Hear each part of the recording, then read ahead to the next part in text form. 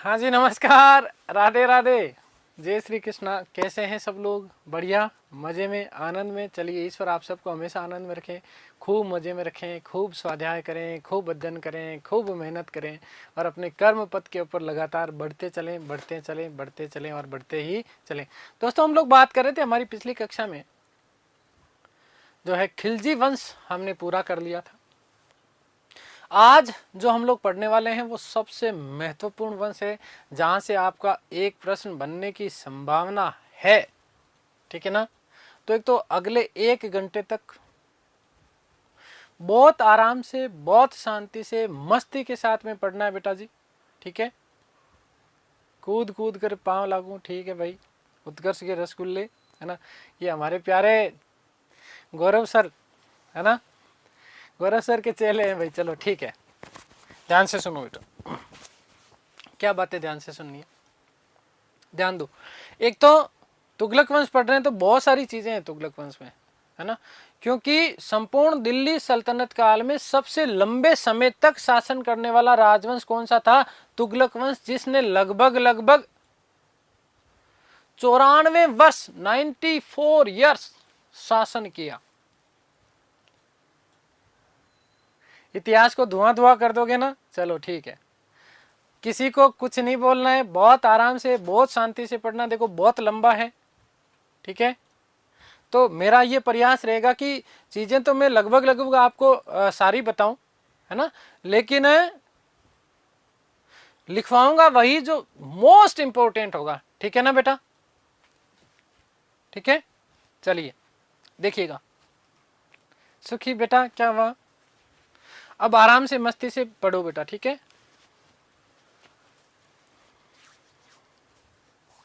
चलो स्टार्ट करते हैं। तुगलक वंश।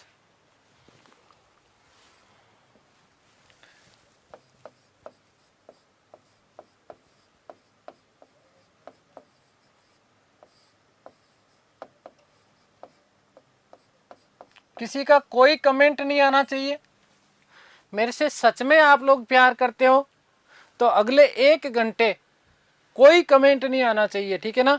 क्योंकि मैं पहली बात कमेंट के ऊपर ध्यान भी नहीं दूंगा, और दूसरी चीज बेटा, आप लोगों के लिए है बहुत ज्यादा महत्वपूर्ण है और बहुत लंबा टॉपिक है। तो हम प्रयास करेंगे कि आज और कल की आधी क्लास में इसको जो है कंप्लीट कर लें। बहुत महत्वपूर्ण है क्योंकि यहाँ से प्रश्न बहुत बनते हैं। ठीक है, शासनकाल का समय अपन देखते हैं तो 1320 से लेकर के 1320 ईस्वी से लेकर के 1414 ईस्वी तक का जो शासनकाल है ना, वो आपका कौन सा है?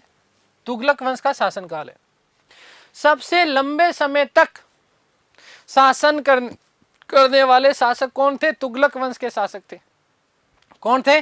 तुगलक वंश के शासक थे। ध्यान से सुनना, थोड़ी सी बातें हम कर रहे हैं तुगलकों के बारे में, है ना? क्या क्या बातें? पहला प्रश्न, थोड़ा सा महत्वपूर्ण प्रश्न आपके लोगों के लिए, ये कि तुगलक कौन थे? तो देखो अभी क्या चल रहा है? कोरोना। क्या चल रहा है? कोरोना। और कोरोना से याद रखिएगा करोना। क्या याद रखोगे? करोना। ठीक है ना? तो करोना तुर्क थे। तुगलक कौन है?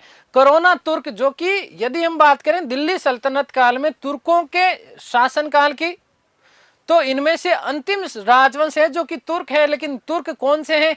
करोना तुर्क है। करोना तुर्क का मतलब क्या होता है? मिश्रित तुर्क है। देखो तुगलक कौन है बेटा, याद रखिएगा कि करोना तुर्क थे। कौन है? करोना तुर्क। करोना तुर्क का मतलब क्या है? मिश्रित तुर्क है। कैसे है? मिश्रित तुर्क है, याद रखिएगा। और मिश्रित का मतलब क्या है? मिश्रित का मतलब यहां पर है कि मां तो ऐसे तुर्क जिनकी मां, ये विकास मिश्रा को तुरंत प्रभाव से ब्लॉक करो। रामनिवास भाई धन्यवाद, मेरी जन्मस्थली से हैं, थैंक यू। चलिए ध्यान दीजिएगा, करोना तुर्क या करोना तुर्क का मतलब क्या है? मिश्रित तुर्क। मिश्रित तुर्क का मतलब क्या बेटा? जिसकी माता हिंदू हो और पिता मुस्लिम हो। पिता मुस्लिम हो तो इन दोनों माता पिता से उत्पन्न संतान क्या कहलाते थे? करोना तुर्क कहलाते थे। क्या कहलाते थे? करोना तुर्क कहलाते थे। दिल्ली सल्तनत काल में सबसे लंबे समय तक शासन करने वाला राजवंश, सीधा सीधा प्रश्न बनता है, याद रखिएगा कौन सा? तुगलक वंश। कौन सा? तुगलक वंश। इसका संस्थापक कौन था? गयासुद्दीन तुगलक शाह। कौन था? गयासुद्दीन तुगलक शाह, जिसे अब हम शॉर्ट में जीटी लिखूंगा, मैं ध्यान रखना इस चीज का, ठीक है ना। शॉर्ट में क्या रखूंगा? जीटी लिखूंगा। ध्यान दीजिएगा बेटा कि गयासुद्दीन तुगलक शाह का जो पिता हुआ करता था, वो पिता वस्तुतः बलबन का गुलाम हुआ करता था, बलबन का गुलाम हुआ करता था। इसने ऐसा उल्लेख मिलता है कि इसने किसी हिंदू महिला, जाट महिला से इसने विवाह किया था और इसी से उत्पन्न हुआ था कौन? गयासुद्दीन तुगलक। और यही लोग क्या कहलाए? करोना तुगलक कहलाए। तो देखिएगा, माता हिंदू, माता हिंदू प्लस पिता क्या थे? मुस्लिम, पिता मुस्लिम। ये लोग आपको क्या कहलाते हैं? करोना तुर्क। याद रखिएगा कि दिल्ली सल्तनत काल में, दिल्ली सल्तनत काल में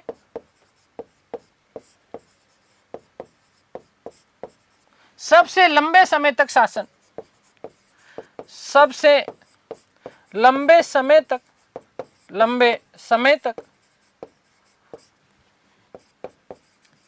शासन करने वाला राजवंश, शासन करने वाला राजवंश, करने वाला राजवंश कौन सा था बेटा? याद रखिएगा, तो तुगलक वंश। कौन सा? तुगलक वंश। लगभग 94 वर्ष तक इन्होंने क्या किया था? शासन किया था। संस्थापक की यदि हम बात करें तो याद रखिएगा कि गयासुद्दीन तुगलक शाह, गयासुद्दीन तुगलक शाह। स्क्रीनशॉट लो जल्दी, आगे चलते हैं।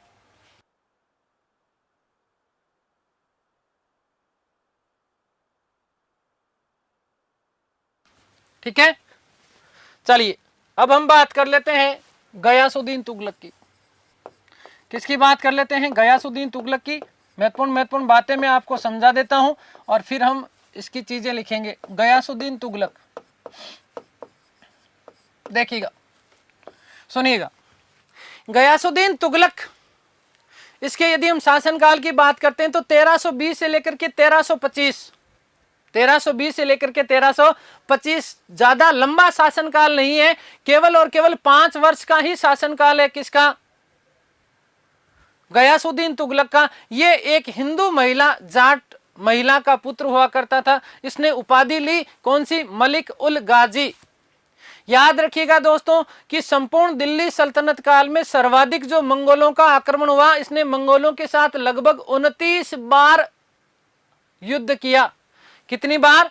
29 बार युद्ध किया। और 29 बार युद्ध करने के बाद में उसने अंततः मंगोलों को पराजित किया और पराजित करने के बाद उसने गाजी की उपाधि धारण की। मैं आपको बता चुका हूं बेटा जी कि गाजी का मतलब जो ऐसा व्यक्ति, जो ऐसा शासक जो कभी भी युद्ध में पराजित नहीं हुआ हो, वो व्यक्ति गाजी की उपाधि धारण करता था। और ध्यान रखिएगा कि संपूर्ण दिल्ली सल्तनत काल के दौरान गाजी की उपाधि धारण करने वाला प्रथम ऐसा शासक कौन था? तो याद रखिएगा कि गयासुद्दीन तुगलक था। सुल्तान बनने से पूर्व वो दीपालपुर, पंजाब का, लाहौर, वहां का क्या हुआ करता था? गवर्नर हुआ करता था। क्या हुआ करता था? गवर्नर हुआ करता था। आ गई बात समझ में? क्लियर है? कुछ अभियानों की बात कर लेते हैं। तो देखिएगा, इसने दक्षिण भारत में कुछ अभियान किए और इन दक्षिण भारत के अभियानों का जिम्मा अपने पुत्र को सौंपा, जिसका नाम था जोना खां। पुत्र का नाम क्या था? जोना खां। यही जोना खां आगे चल करके, यही जोना खां आगे चल करके मोहम्मद बिन तुगलक के नाम से प्रसिद्ध हुआ। ध्यान दीजिएगा, आपसे प्रश्न पूछा जा सकता है कि मोहम्मद बिन तुगलक का प्रारंभिक नाम या वास्तविक नाम क्या था? याद रखें कि क्या नाम था? जोना खां या जूना खां। इस जोना खां ने वारंगल और मदुरा को जीतने का प्रयास किया और वो उसमें सफल भी रहा। ऐसा कहा जाता कि गयासुद्दीन तुगलक ने लगभग संपूर्ण दक्षिण भारत को जीत लिया था, जिसकी शुरुआत अलाउद्दीन खिलजी ने की थी। किसने की थी? अलाउद्दीन खिलजी ने की थी। तो सर्वाधिक क्षेत्रीय विस्तार किसके समय में हुआ? तुगलक वंश के शासनकाल में। और यदि विस्तार ज्यादा होगा तो ध्यान दीजिएगा कि विद्रोह भी ज्यादा होंगे।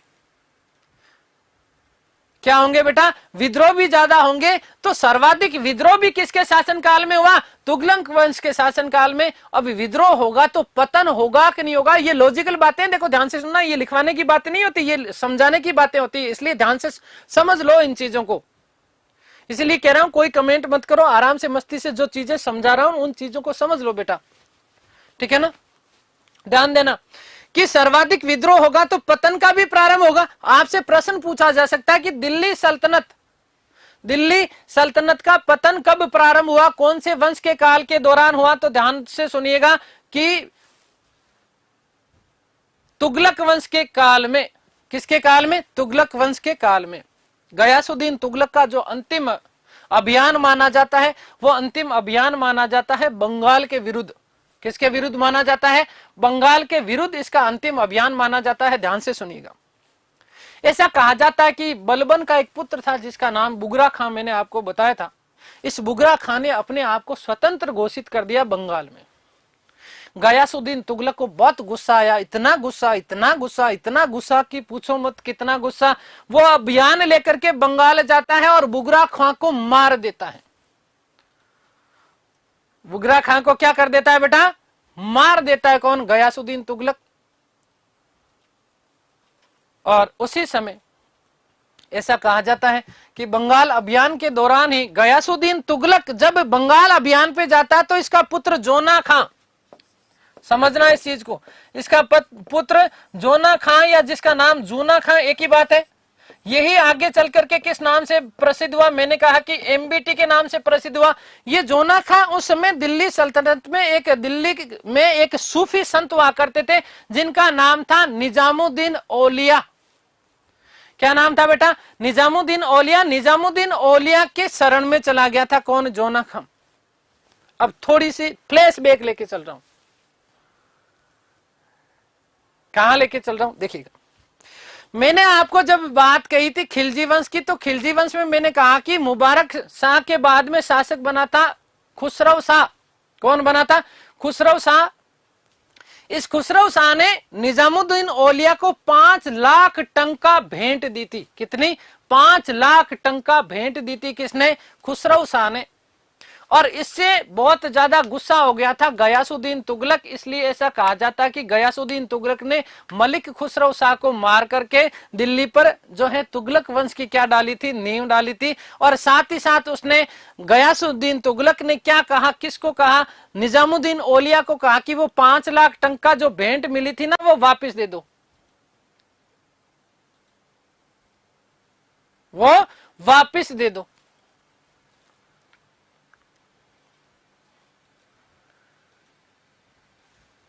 तो निजामुद्दीन औलिया और गयासुद्दीन तुगलक के बीच में पहले से अनबन थी। ऐसे थी, क्या हो गई थी? ऐसे हो गई थी।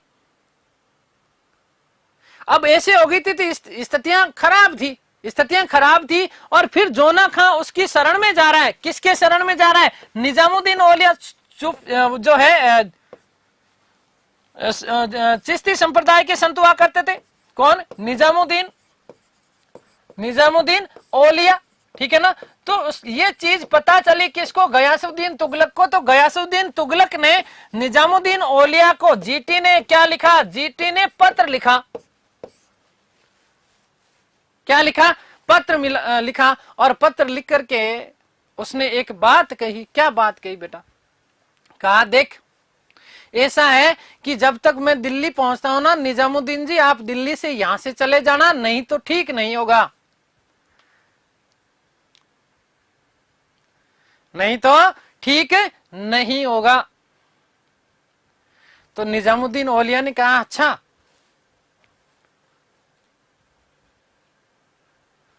निजामुद्दीन औलिया ने एक पत्र लिखा वापस, और पत्र लिख करके एक बात कही।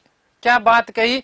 उसने गयासुद्दीन तुगलक को कहा कि गयासुद्दीन तुगलक साहब, हुनूज दिल्ली दिल्ली दूर अस्ति। हुनूज हुजूर अभी तो दिल्ली दूर है, आप दिल्ली पहले आओ तो सही, उसके बाद मैं छोड़ूंगा। हुनूज दिल्ली दूरस्थ अस्ति। हुजूर अभी तो दिल्ली बहुत दूर है, दिल्ली पहले आओ तो सही, आप तो बंगाल में बैठे हो। तो ऐसा कहा जाता है कि जब वो बंगाल से वापस लौट रहा होता है तो इसी समय गयासुद्दीन तुगलक के लिए जोना खान ने एक भव्य लकड़ी का महल निर्माण करवाया स्वागत करने के लिए, और दिल्ली के जस्ट समीप अफगानपुर नामक एक स्थान, वहां पर वो क्या करवाता है, एक लकड़ी का महल का निर्माण करवाता है। दोस्तों बहुत सुंदर भव्य लकड़ी का मंदिर जो है, महल का निर्माण करवाया गया, और इसके जो वास्तुकार थे उनका नाम था अहमद अयाज। क्या नाम था? देखो यदि ईमानदारी से सुन भी लोगे ना तो मुझे लिखने की जरूरत भी नहीं पड़ेगी, ये चीजें आपके दिमाग में घुस जाएंगी, फिट हो जाएगी। वास्तुकार का नाम क्या था? अहमद अयाज। इस अहमद अयाज से दिल्ली के समीप अफगानपुर नामक स्थान पर सुंदर लकड़ी का महल का निर्माण करवाया गया, ताकि गयासुद्दीन तुगलक का वो क्या कर सके, स्वागत कर सके। क्या कर सके? स्वागत कर सके। ऐसा कहा जाता है कि उस लकड़ी के महल में जब उसका भव्य स्वागत चल रहा था, उसी समय जैसे ही वो वहां पर जो है सिंहासन पर बैठता है, और वो सिंहासन पर बैठते ही ऐसा कहा जाता है कि ऊपर से लकड़ियां गिरना स्टार्ट होती है। किसके ऊपर? गयासुद्दीन तुगलक के ऊपर, और वो उसी लकड़ी के महल में दब करके उसकी मौत हो जाती है। उसकी क्या हो जाती है बेटा? मौत हो जाती है। और ऐसा कहा जाता कि वो केवल और केवल इसलिए हुआ क्योंकि निजामुद्दीन औलिया जी ने उनको क्या दे दिया था? श्राप दे दिया था, और इसीलिए वहां पर मौत हो जाती है। किसकी? गयासुद्दीन तुगलक की। दिल्ली पहुंच ही नहीं पाता, दिल्ली पहुंच ही नहीं पाता। ध्यान रखना बेटा। एक यहां से और महत्वपूर्ण प्रश्न आपका बनता है। क्या बनता है कि गयासुद्दीन तुगलक ने एक नगर बसाया जिसका नाम था तुगलकाबाद। क्या नाम था? तुगलकाबाद। और यही तुगलकाबाद में जो है गयासुद्दीन तुगलक को क्या कर दिया था? दफना दिया गया था। और गयासुद्दीन तुगलक की मृत्यु के बाद में उसका पुत्र जोना खां शासक बना, जो कि किस नाम से प्रसिद्ध हुआ? मोहम्मद बिन तुगलक के नाम से क्या हुआ था? वो प्रसिद्ध हुआ। किस नाम से? मोहम्मद बिन तुगलक के नाम से प्रसिद्ध हुआ। 1921 से 25 के दौरान उसने दिल्ली के समीप तुगलकाबाद की क्या करी थी? निर्माण करवाया था। और इसी को इसने क्या करवाया था? इसी ने इसको अपनी राजधानी बनाया था। क्या बनाया था? राजधानी बनाया। आगे बात समझ में क्लियर है? मैंने गयासुद्दीन तुगलक के बारे में सारी बातें बता दी है बेटा, ठीक है। जीटी का मतलब गयासुद्दीन तुगलक बेटा, ठीक है ना। अब ये सारी चीजें लिखवा रहा हूं, शांति से चुपचाप लिख लेना भाई।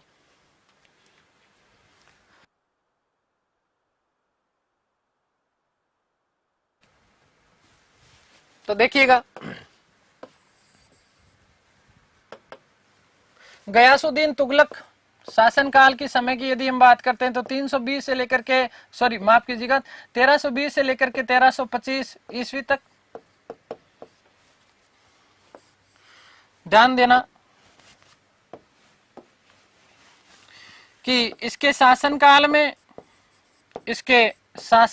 में मंगोलों ने सर्वाधिक 29 बार आक्रमण किया।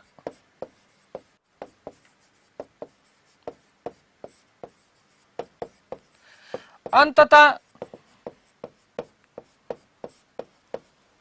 मंगोलों को पराजित कर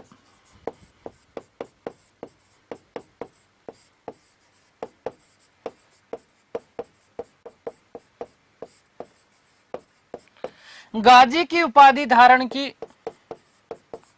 गाजी की उपाधि धारण की, ठीक है। याद रखिएगा कि गाजी की उपाधि धारण करने वाला, गाजी की उपाधि धारण करने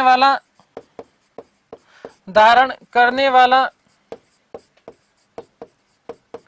दिल्ली सल्तनत का प्रथम सुल्तान था। दिल्ली सल्तनत का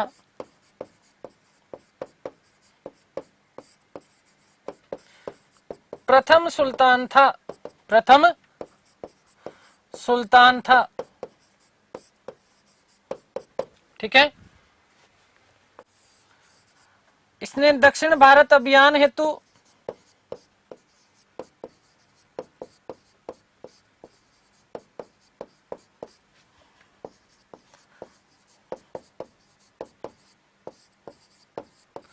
अपने पुत्र जोना खां को भेजा, अपने पुत्र जोना खां को भेजा। यही जोना खां आगे चल करके क्या हुआ बेटा, मोहम्मद बिन तुगलक के नाम से फेमस भेजा, और ये सफल रहा।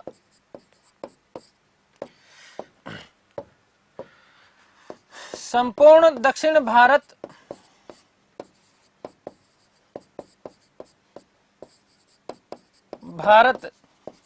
साम्राज्य का हिस्सा बन गया, लगभग हो गया ना, साम्राज्य का हिस्सा बन चुका था।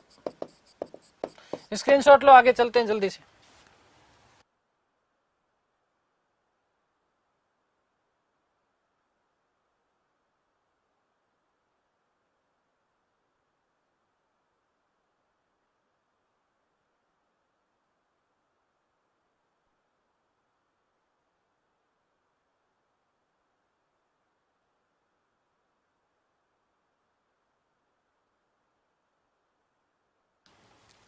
ठीक है,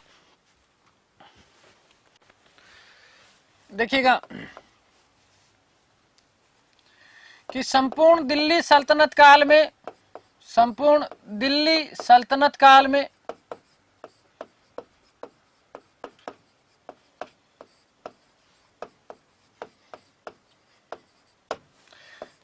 सर्वाधिक साम्राज्य विस्तार, सर्वाधिक साम्राज्य विस्तार,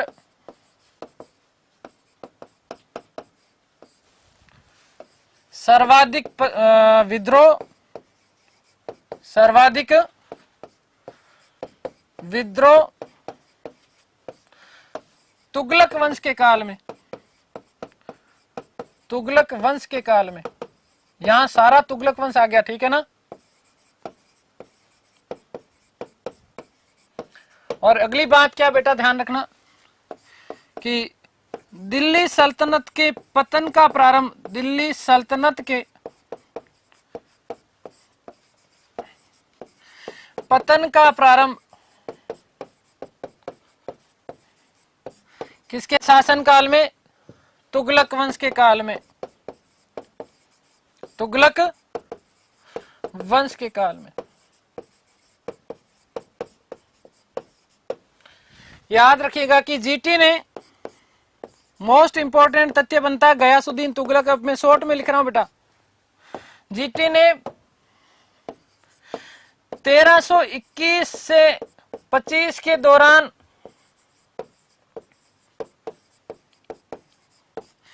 तुगलकाबाद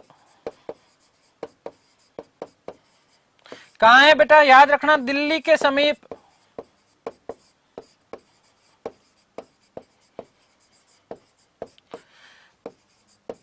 नगर बसाया। वे इसे अपनी राजधानी बनाया,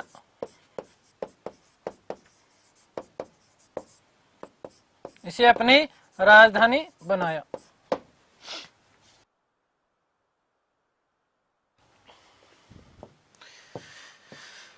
तेरह सौ 24 ईस्वी में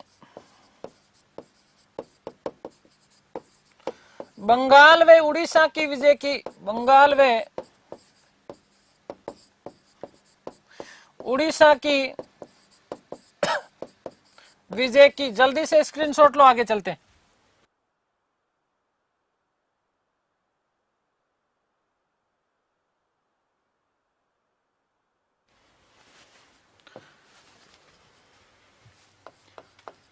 जीटी का अंतिम अभियान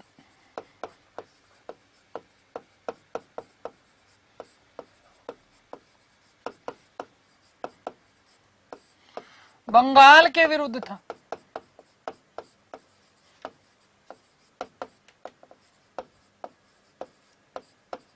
क्या हुआ था यहां पर?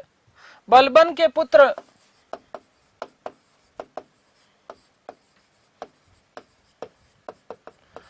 बुगरा खां ने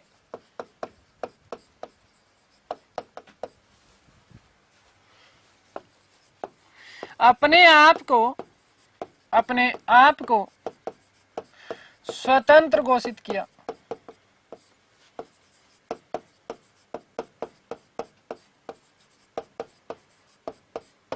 ठीक है, ध्यान दीजिएगा कि जीटी ने उसे मार डाला, जीटी ने उसे मार डाला। अगली बात क्या बेटा जी, ध्यान दीजिएगा कि जूना खां ने, या वही जोना खां, एक ही बात है बेटा, है ना, पुत्र ने जीटी का स्वागत करने हेतु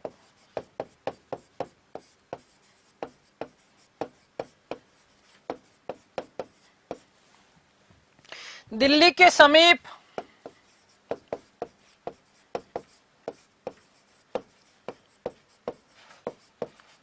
अफगानपुर नामक स्थान पर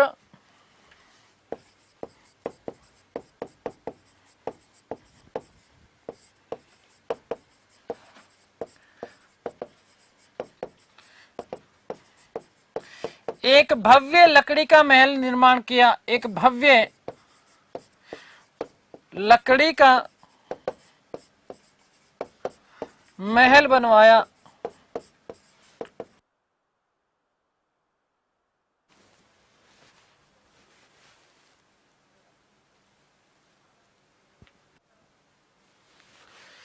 याद रखिएगा, इसका वास्तुकार पूछ लिया जाए तो वास्तुकार इसका कौन था? अहमद अयाज। अहमद अयाज। देखिएगा कि इसी महल में दबकर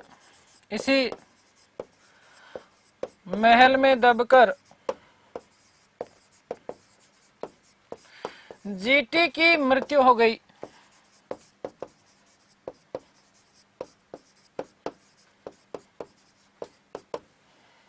ठीक है, और उसे तुगलकाबाद में दफनाया गया। उसे पूछा जा सकता है कि जीटी का मकबरा कहां है, तो तुगलकाबाद। उसे तुगलकाबाद में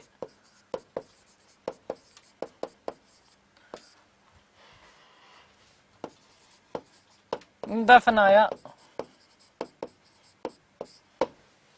स्क्रीनशॉट लो, आगे चलते हैं।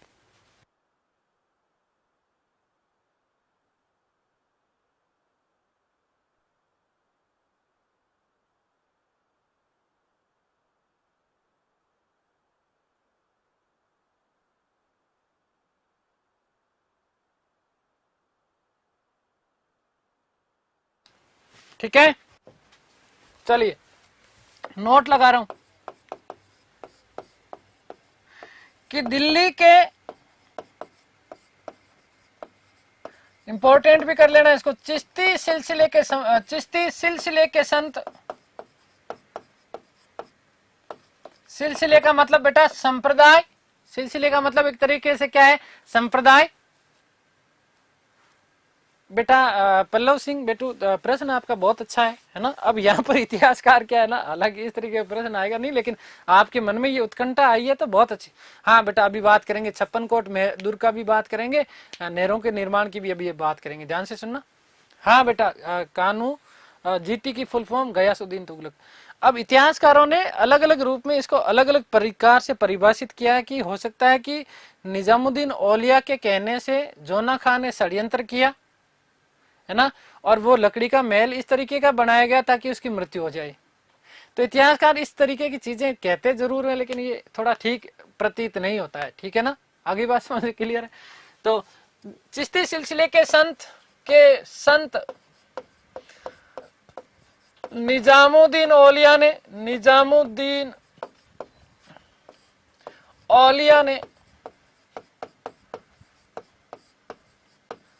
जीटी को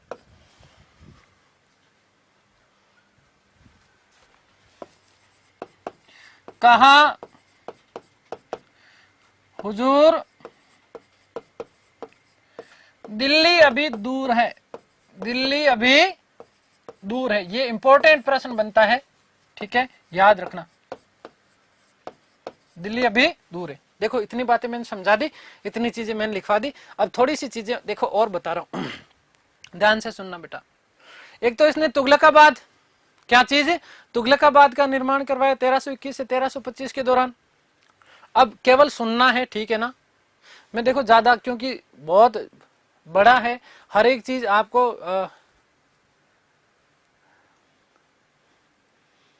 मेथी के लड्डू भैया भूख लग जाएगी मुझे, अभी पढ़ ले बेटा, ठीक है ना। सिलेबस भी खत्म करना है बेटा, सिलेबस बहुत आराम से खत्म होगा, चिंता मत करो, लेकिन मैं ऐसा चाहता हूं कि आपको थोड़ी चीजें बता दूं, ठीक है, ध्यान से सुनना। अब देखिएगा कि बेगमपुर, एक तो बेगमपुर, बेगमपुर कहाँ है, दिल्ली। तुगलक ने, गयासुद्दीन तुगलक ने एक तो वहां पर विजय मंडल बनाया, मैं केवल बता रहा हूं, लिखूंगा नहीं, लिख लेना, ठीक है ना। विजय मंडल का निर्माण करवाया, एक खिड़की मस्जिद का निर्माण करवाया, ठीक है ना, और एक चिराग ए देहलवी, चिराग ए दिल्ली, है ना, जो कि चिश्ती संप्रदाय के संत हुआ करते थे, ठीक है ना, वहां उन्होंने जो है चिराग ए दिल्ली या देहलवी की मस्जिद का भी क्या करवाया था, इन्होंने निर्माण करवाया था, ठीक है ना। ऐसा कहा जाता है, चिराग का मतलब दीपक होता है, क्या होता है बेटा, दीपक होता है, ठीक है ना। तो ऐसा कहा जाता है कि पानी के दीपक जला दिए थे किसने, चिराग दिल्ली, जो कि चिश्ती संप्रदाय के संत हुआ करते थे, ठीक है। अजमेर वाले ख्वाजा मोइनुद्दीन चिश्ती है बेटा, उसी चिश्ती सिलसिले के संत हुआ करते थे निजामुद्दीन औलिया, ठीक है, ध्यान से सुनना बेटा। अगली बात क्या कि अलाउद्दीन खिलजी ने जो कठोर नीतियां अपनाई थी, उन कठोर नीतियों को इन्होंने बंद किया। देखो अलाउद्दीन खिलजी ने एक तो एक काम किया, क्या काम किया था कि उसने संपूर्ण खालसा भूमि, खालसा भूमि का मतलब क्या है, खालसा भूमि का मतलब यह है बेटा कि जो सरकारी भूमि हुआ करती थी उसको खालसा भूमि कहा जाता था, ठीक है ना। और इस खालसा भूमि को उसने क्या करा, उस खालसा भूमि से भी उसने राजस्व वसूला, खालसा भूमि को जब्त कर लिया उसने, और उससे उसने राजस्व वसूला था। तो इनकी अलाउद्दीन खिलजी की जो कठोर नीतियां थी, इन कठोर नीतियों को उसने समाप्त किया और उसने उदारवादी नीति अपनाई। तुगलक वंश का काल भारतीय दिल्ली सल्तनत काल में किसानों का स्वर्णिम युग कहलाता है, ध्यान रखना बेटा। भारतीय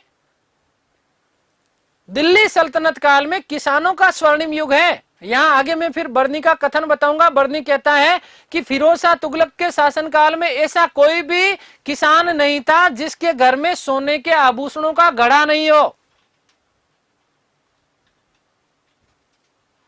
ठीक है। आगे बात समझ में क्लियर है, तो ध्यान से सुनना कि सिंचाई के लिए उसने एक तो किसानों के प्रति उसने विशेष रूप से उदारवादी दृष्टिकोण अपनाया।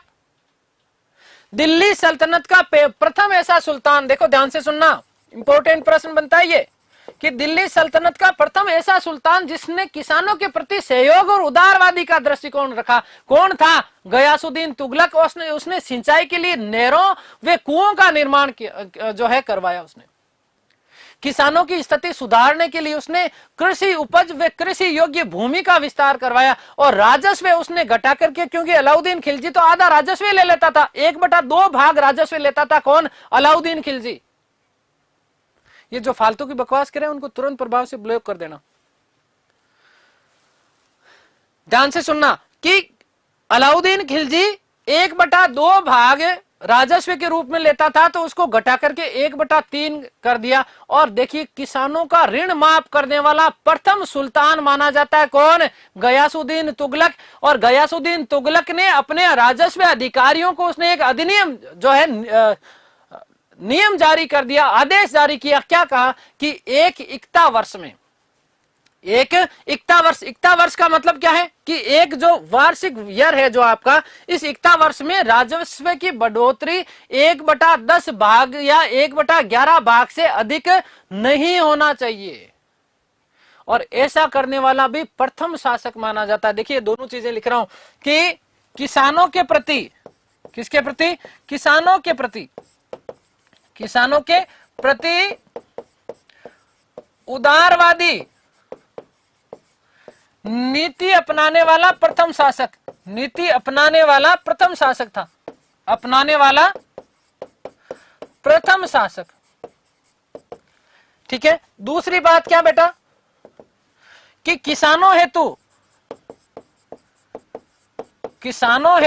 ये मोस्ट इंपोर्टेंट प्रश्न है जो आते हैं आपके, किसानों हेतु नहर वे कुओं का निर्माण करवाया, कुओं का निर्माण करवाने वाला प्रथम शासक, निर्माण कराने वाला प्रथम शासक। ठीक है, आगे बात समझ में। नेक्स्ट, किसानों का ऋण माफ करने वाला, कृषि ऋण, ठीक है ना, ऋण माफ करने वाला प्रथम शासक, माफ करने वाला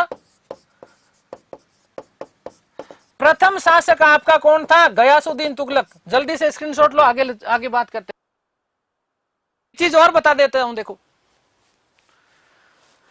यदि बकाया ऋण किसान नहीं चुकाता है तो उससे पहले क्या दिया जाता था? किसानों को शारीरिक दंड दिया जाता था। क्या दिया जाता था? शारीरिक दंड दिया जाता था। तो उस शारीरिक दंड को भी उसने क्या कर दिया? बंद कर दिया। तो ऋण नहीं चुका पाने पर, ऋण नहीं चुका पाने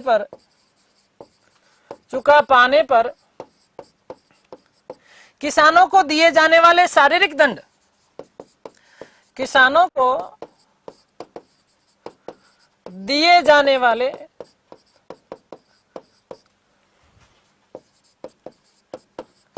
शारीरिक दंड को भी इसने क्या कर दिया? बंद कर दिया। क्या कर दिया? बंद कर दिया। ठीक है, आप मुझे बहुत प्रिय हैं। ठीक है, मुझे लगता है मेरे परिवार का हिस्सा है, मेरे प्यारे भाई बहन है। बेटा आप लोगों के लिए, मेरा तो इसमें कोई स्वार्थ नहीं है। मैं यदि आपको कमेंट नहीं करने के लिए भी बोलता हूं, ठीक है ना, तो उसके पीछे केवल और केवल आपका ही हित है, मेरा उसमें कोई हित नहीं है। ठीक है, जल्दी से स्क्रीनशॉट लो।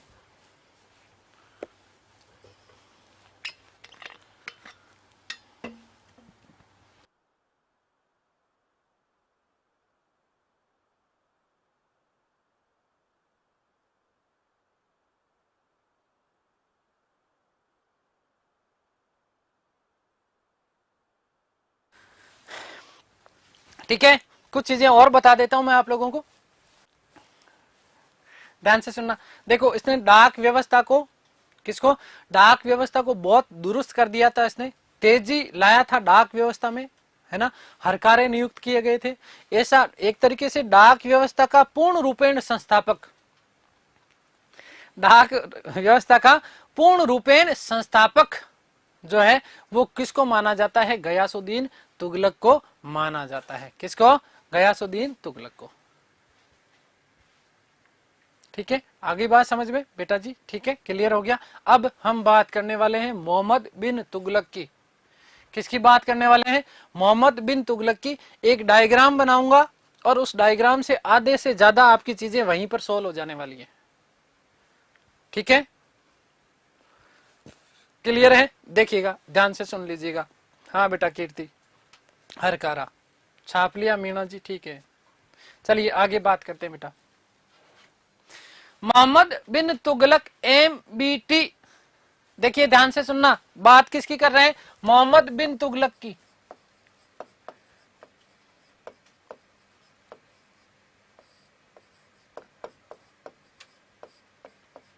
मोहम्मद बिन तुगलक। अब देखो, इसको मैं शॉर्ट में क्या लिखूंगा? इसको मैं शॉर्ट में लिखूं बेटा MB और T। मोहम्मद बिन तुगलक के शासनकाल की यदि हम बात करते हैं तो 1325 से लेकर के 1351 तक, 1325 से लेकर के 1351 तक का जो शासनकाल है वो किसका है? मोहम्मद बिन तुगलक का। 1325 से लेकर के 1351 तक का जो शासनकाल है वो किसका है? मोहम्मद बिन तुगलक का है। देखो ध्यान से सुनना बेटा, क्या कि रक्त पिशासु, अभागा और स्वप्नशील शासक किसको कहा जाता है? मोहम्मद बिन तुगलक को, जिसके लिए मैंने शॉर्ट में लिखा है MBT। एम का मतलब बेटा मोहम्मद, बी का बिन और टी से तुगलक। ठीक है, आगे बात समझ में क्लियर। सबसे पढ़ा लिखा शासक था कौन? मोहम्मद बिन तुगलक। इतना पढ़ा लिखा कि आज के जमाने में होता ना तो बिल्कुल ये जो है ना RSIS होता कुछ। इसका मूल नाम क्या मिलता है? जोना खां या जूना खां। ठीक है ना, आगे बात समझ में। इसकी उपाधि दी गई थी इसको उल्गू खां। उपाधि कौन सी? उल्गू खां। बिल्कुल पागल बादशाह भी कहते हैं। ध्यान से सुनना कि सर्वाधिक साम्राज्य विस्तार इसी के शासनकाल में हुआ। सबसे विद्वान शासक हुआ करता था, बुद्धिवाद दर्शन का उपासक था और इसीलिए इसके दरबार में 2 जैन मुनि। कौन कौन से जैन मुनि? ध्यान से सुनना, एक एक चीज समझा रहा हूं, पहले समझ लो। 2 जैन मुनि कौन कौन से? एक तो राजशेखर और दूसरे जिन प्रभसूरी। इन्हीं के कहने पर उसने सती प्रथा रोकने का प्रयास किया और इन्हीं समस्त कारणों से ये अकबर का पूर्वगामी माना जाता है। बेटा RS में भी यही टॉपिक, ठीक है ना। ये अकबर का क्या माना जाता है? पूर्वगामी माना जाता है। हिंदू त्योहार कौन कौन से? जैसे दिवाली, दशहरा, होली इत्यादि में भाग लेने वाला प्रथम शासक माना जाता है।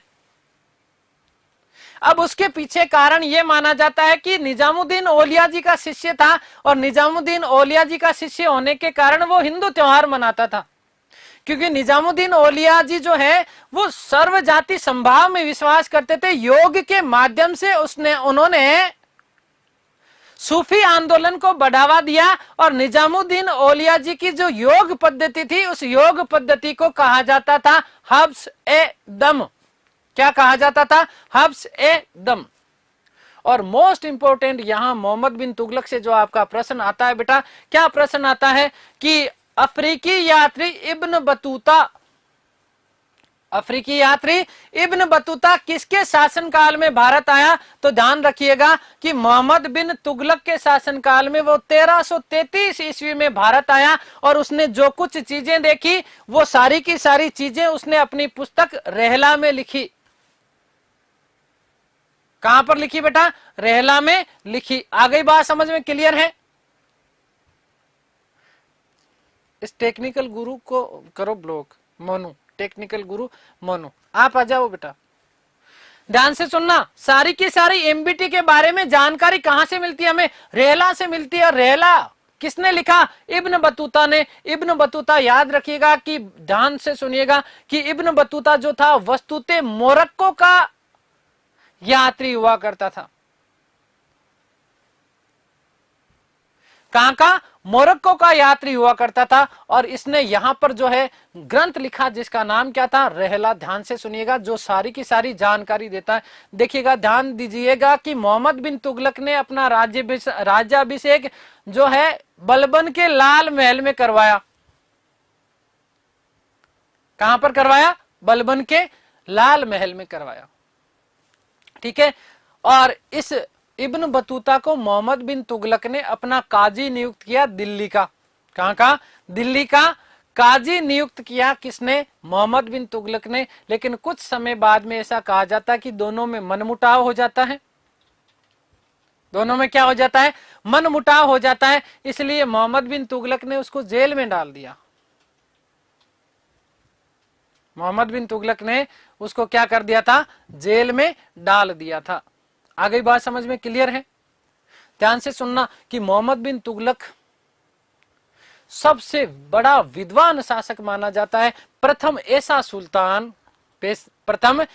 सुल्तान जो कि खगोल शास्त्र, गणित विज्ञान, आयुर्विज्ञान, क्या चीज? आयुर्विज्ञान व कई विद्याओं में ये क्या माना जाता था? निपुण माना जाता था। क्या माना जाता था? निपुण माना जाता था। आगे बात समझ में। MBT की जो शासन करने की नीति थी वो सर्वधर्म समभाव की थी। पहला ऐसा शासक माना जाता है जिसने पहली बार भारतीय हिंदुओं और भारतीय मुसलमानों को सरकारी पदों के ऊपर जो है नियुक्त किया। आगे बात समझ में क्लियर है? और इसीलिए ये चीज बर्नी को पसंद नहीं आई। ये चीज बर्नी को पसंद नहीं आई, इसलिए बर्नी ने उसको बहुत सारी देखो अच्छी अच्छी बातें कही, बहुत सारी अच्छी अच्छी बातें कही। क्या बातें कही, ध्यान से सुनना। एमबीटी को बर्नी ने कहा कि तू छिछोरा है, तू क्या है, छिछोरा है, तू माली है, तू झूला है, तू नाई है, तू रसोईया है, क्योंकि तूने भारतीय लोगों को, बेटा दिल्ली में है सुरभि, है ना, तू भारतीय लोगों को क्या कर रहा है, भारतीय लोगों को तू यहां अपने सरकारी पद दे रहा है,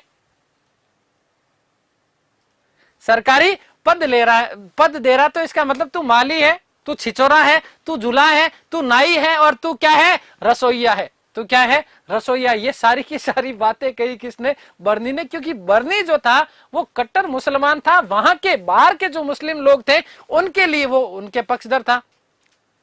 तो ये चीजें उसको क्या रहे बेटा जी पसंद नहीं है, तो इतने इतने बढ़िया बढ़िया शब्द लिए, किसके लिए शब्द प्रयोग लिए, मोहम्मद बिन तुगलक के द्वारा।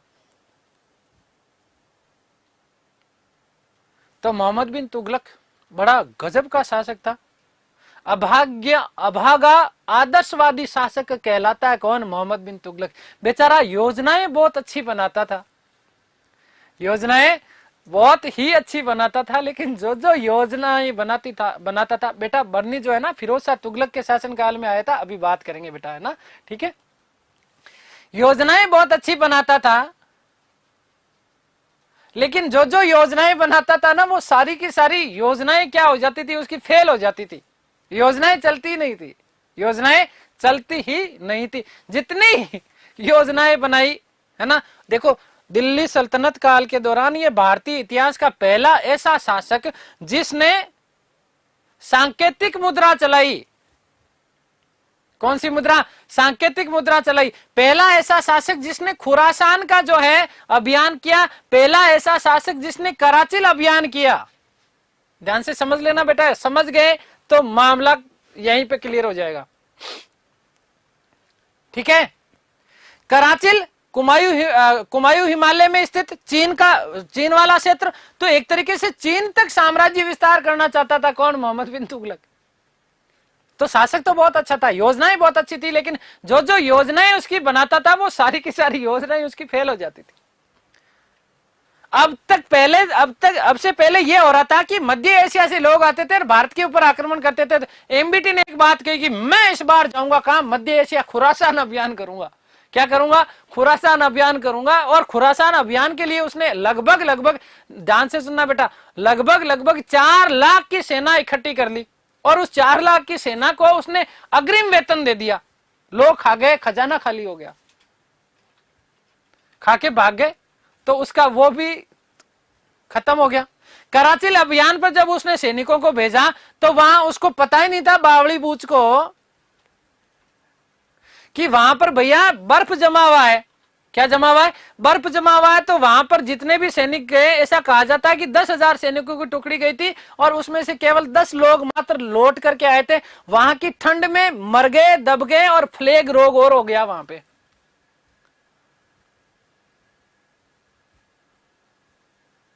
आगे बात समझ में क्लियर है। फिर उसने क्या किया, उसने ये किया कि अपने साम्राज्य की व्यवस्था सुधारनी, आर्थिक व्यवस्था सुधारनी, इसलिए जो दोआब क्षेत्र थे भारत में जो दोआब क्षेत्र, जैसे ये गंगा यमुना का दोआब क्षेत्र, ये यहाँ पर कृष्णा और तुंगभद्रा वाला जो क्षेत्र था, ये दोआब क्षेत्र। इन दोआब क्षेत्रों में उसने क्या किया बेटा, इन दोआब क्षेत्रों में उसने राजस्व टैक्स बढ़ा दिया। क्या बढ़ाया, टैक्स बढ़ा दिया, 1/2 भाग कर दिया, कि यहां से राजस्व भाई दोआब क्षेत्र में, क्योंकि अच्छा होता था, है ना, अनाज बहुत बढ़िया होता था, तो वहां के जो लोग थे, वहां के लोग तो राजस्व दे ही सकते हैं ना, चुका सकते हैं ना। तो उसको ऐसे लगा कि यहां वाले लोग राजस्व देंगे तो मेरी व्यवस्थाएं बहुत अच्छी हो जाएगी, मेरी व्यवस्थाएं बहुत अच्छी हो जाएगी, मेरे जो है आर्थिक सुदृढ़ीकरण हो जाएगा। दुर्भाग्य देखो उस व्यक्ति का कि जैसे ही उसने दोआब क्षेत्रों में टैक्स जो है बढ़ाया, ठीक उसी समय जो है अकाल पड़ गया। मतलब क्या हुआ कि सिर मुंडायर ओले पड़ गए। अकाल पड़ गया तो किसानों की हालत बहुत बुरी हो गई थी। इसीलिए वेरी मोस्ट इंपॉर्टेंट बात बता रहा हूं बेटा, ध्यान रखना। पहला ऐसा शासक जिसने किसानों को तकावी ऋण दिया,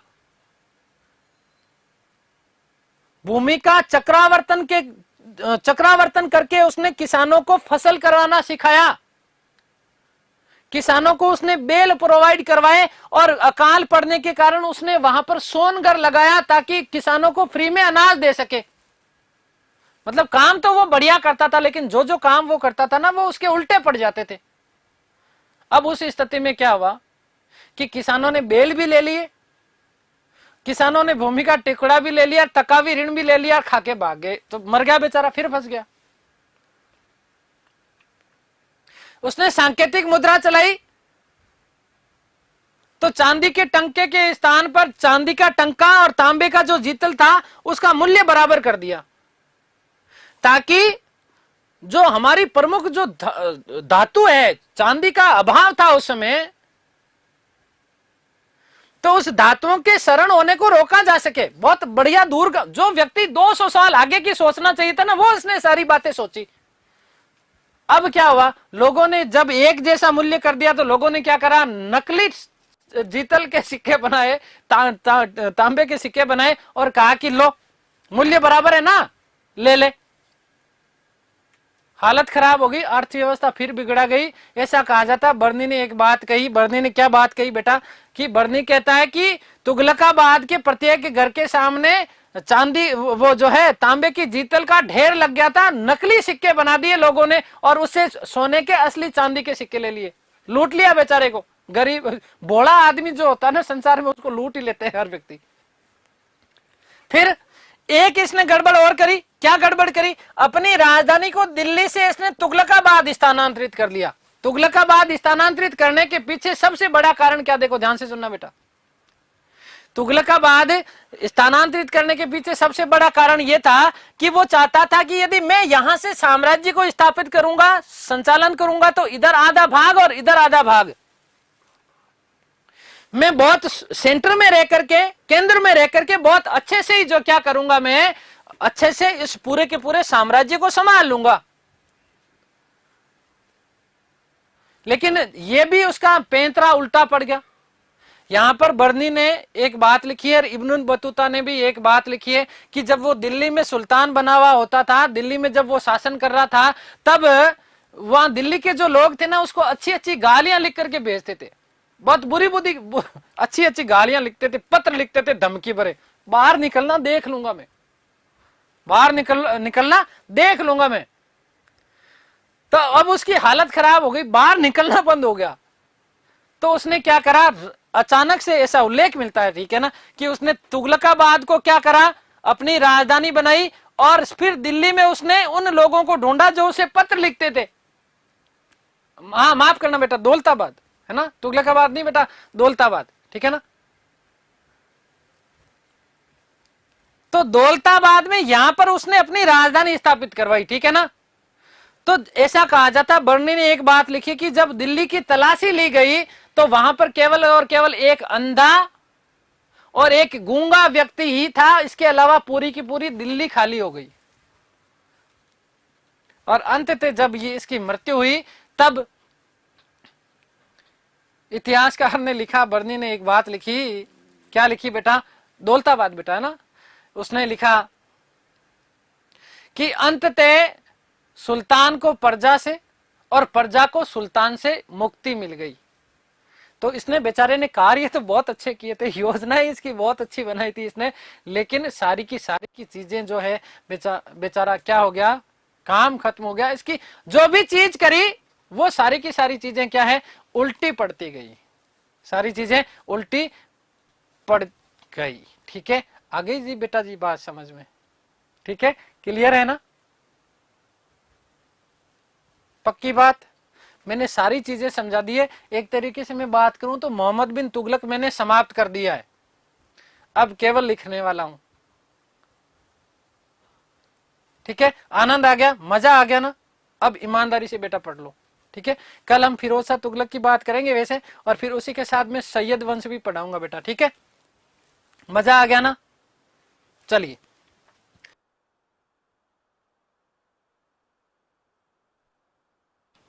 देखिएगा, शासनकाल का समय मैंने लिखवा दिया।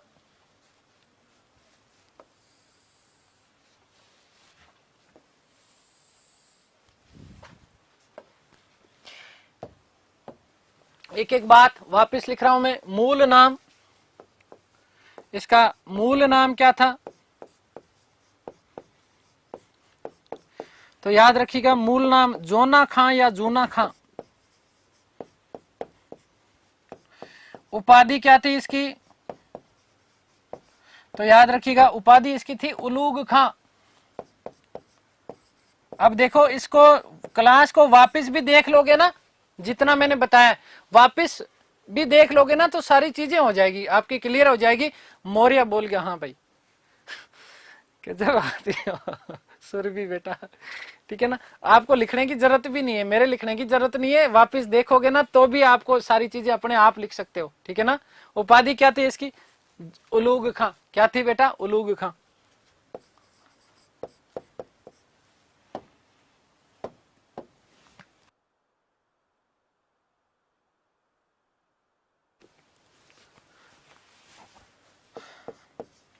साम्राज्य का सर्वाधिक विस्तार, साम्राज्य का सर्वाधिक विस्तार हुआ।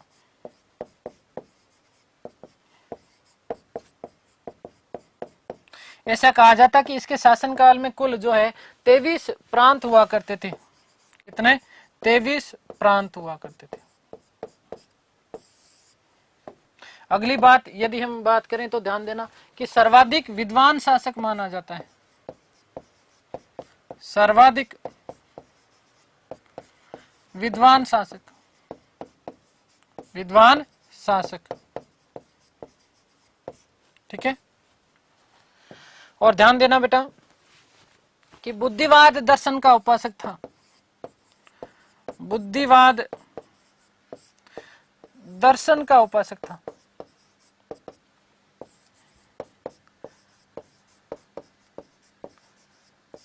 ठीक है। बुद्धिवाद दर्शन का क्या था? ये उपासक था। 2 जैन मुनि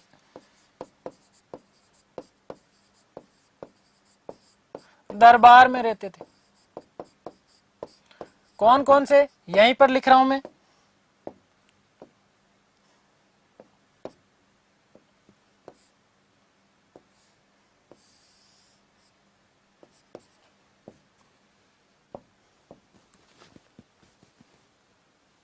राजशेखर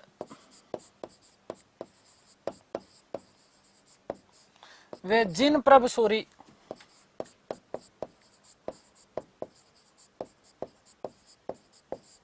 ठीक है। याद रखिएगा, यहां से महत्वपूर्ण प्रश्न बनता है कि इन्हीं से प्रभावित होकर के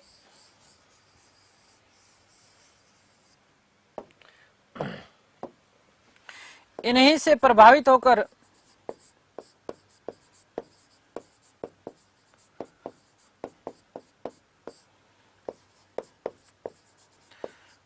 सती प्रथा के ऊपर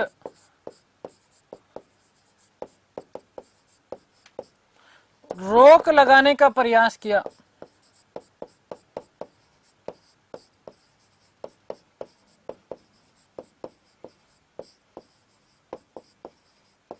ठीक है। अतः इसे सल्तनत काल का अकबर, ठीक है, या अकबर का पूर्वगामी कहा जाता है इसकी धार्मिक नीतियों के कारण, ठीक है ना। अकबर का पूर्वगामी कहा जाता है।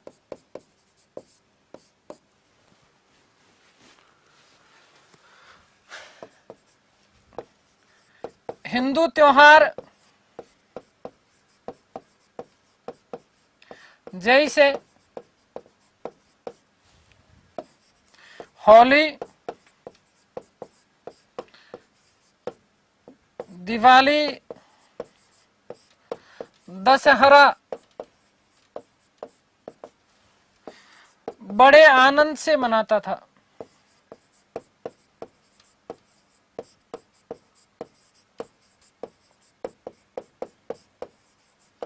ऐसा करने वाला प्रथम शासक माना जाता है।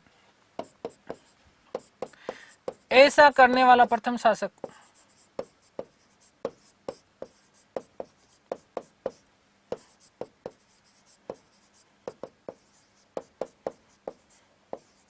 याद रखिएगा कि निजामुद्दीन औलिया आध्यात्मिक गुरु थे इसके।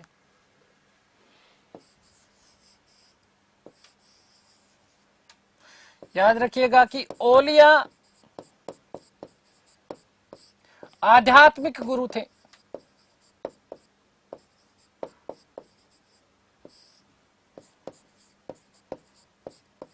स्क्रीनशॉट लो जल्दी से।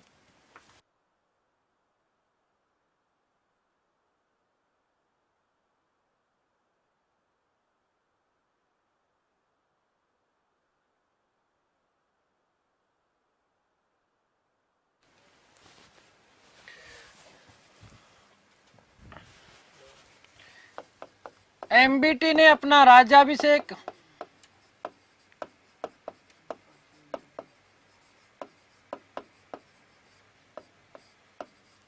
बलबन के लाल महल में।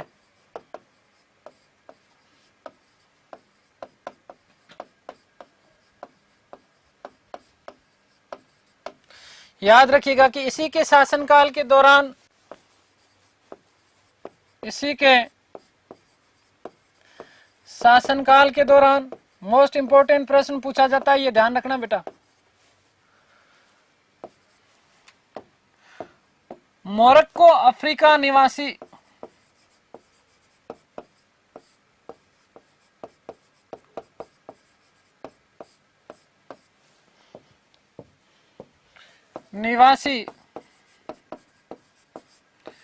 इब्न बतूता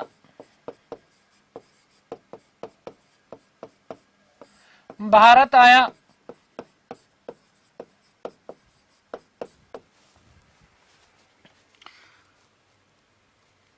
याद रखिएगा ग्रंथ का नाम क्या है? ग्रंथ का नाम है रहला। क्या नाम है? रहला। इब्न को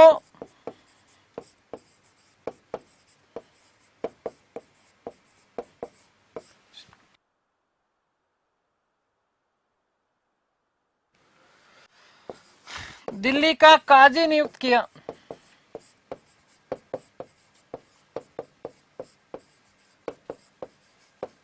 ठीक है, नेक्स्ट।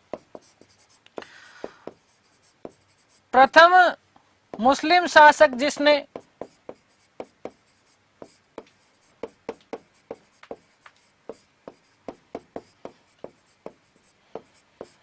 भारतीय हिंदुओं व मुसलमानों को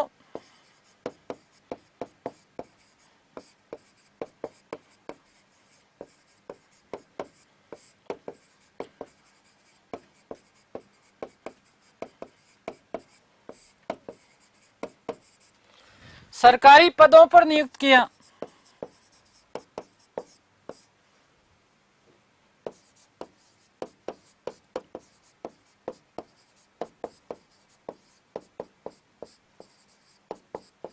अतः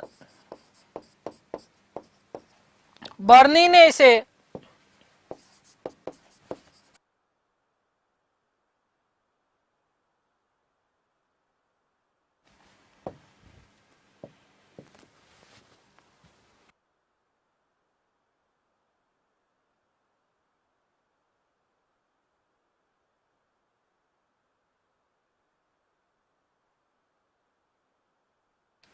माली जुला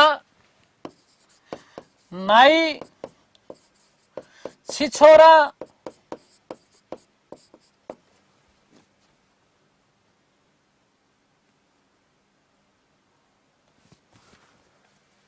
वे रसोइया कहा।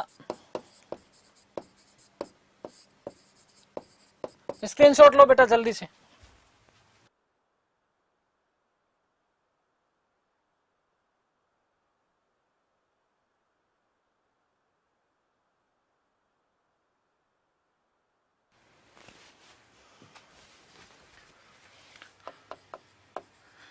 एमबीटी खुरासान मध्य एशिया, ईरान वाला जो क्षेत्र है, मध्य एशिया।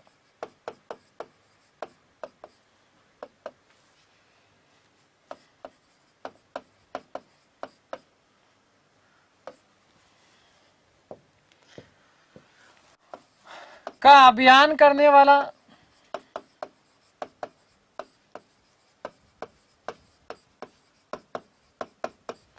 प्रथम शासक।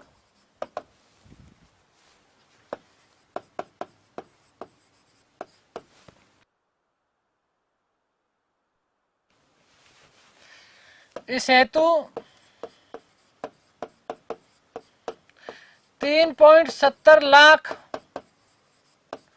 सेना का संगठन किया।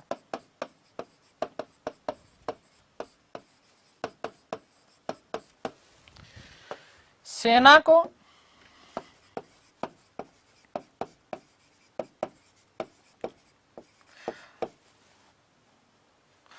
पूर्व में ही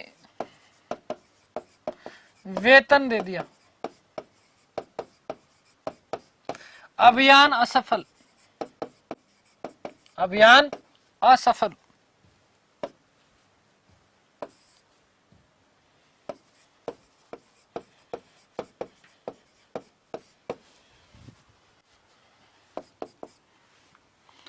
कराचिल अभियान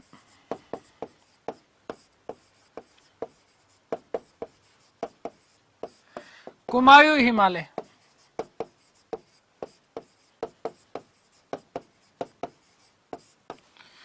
करने वाला प्रथम शासक।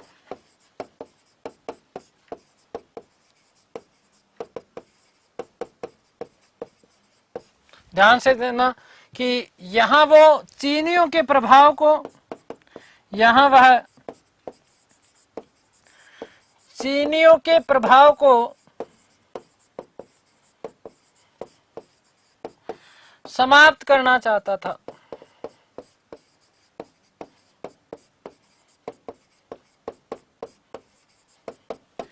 सैनिक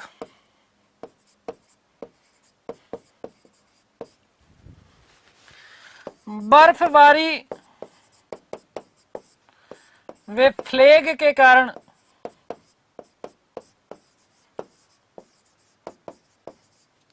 मारे गए।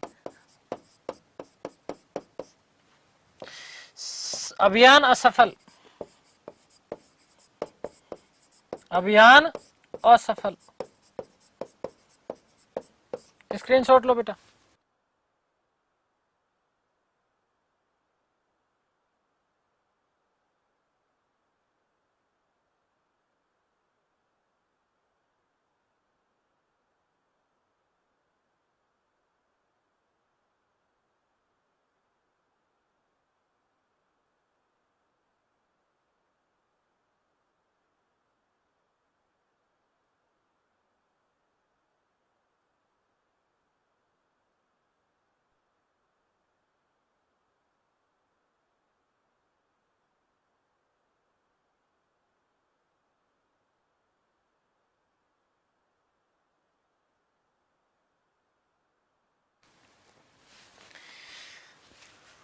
ठीक है, आ गई बात समझ में? मौर्य बोल गया। चलिए बाकी की बातें हम लोग